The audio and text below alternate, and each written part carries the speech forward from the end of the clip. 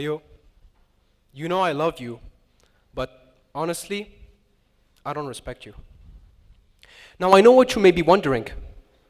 Who would ever say that, but more importantly, why would they ever say that? Well, would you be shocked to know that it was actually my very best friend who said so?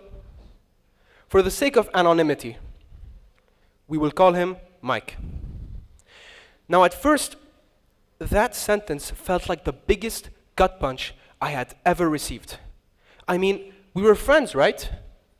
We used to hang out and walk together all the time, and even make plans after school together. So, why?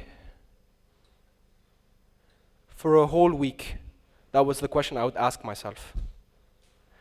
And I would say to myself, how could he ever say that to me?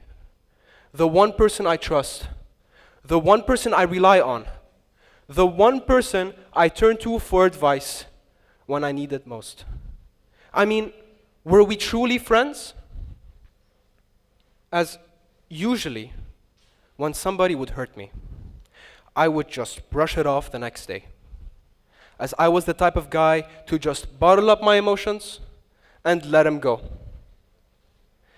Because I never wanted any problems with anybody, as I wanted everybody to like me.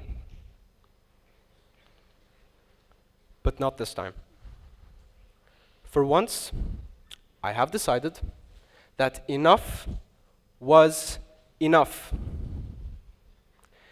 So after that week of just thinking and reflecting his words, I have decided to confront him. And boy, was that one of the hardest things I have ever done. As he faced me with the bitter truth that I was a pleaser, that not only would I seek to make people happy, but I would go to such lengths as to do so at my own expense. I never stood up for myself. I was always afraid of what other people thought of me. And for that reason, I never had an opinion I could call my own. And Mike knew this. Every time we hung out, he would watch me behave this way. And despite all the talks and the advice that he gave me over the years, I was still never able to assert myself, which is why he didn't respect me. And even with the denial and all the lies that I fed myself, deep down, I knew he was right. However, 15 minutes later, it was my turn.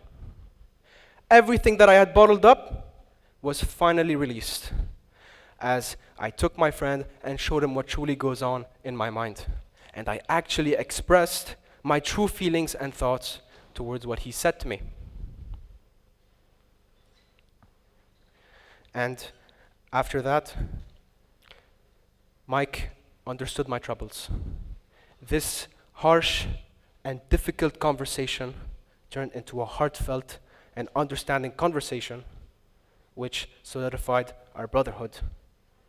It was the spark that allowed me to gain confidence.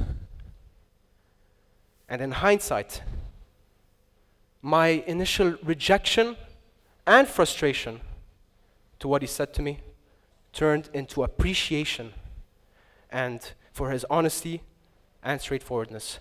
And that's when the epiphany hit me. That, yes, he was a real friend. And with that in mind, I had finally decided to take action and gain confidence for myself. For instance, I joined the public speaking club, which allowed my fear of crowds to dissipate, and spontaneous thinking flourished. Even one-on-one conversations felt more comfortable, as thanks to that skill, I became more social and I was able to make more friends down the line. And that snowball kept rolling down, getting bigger and better every single day. And next thing you know, here I am, 1 year later, standing before you, telling you my story.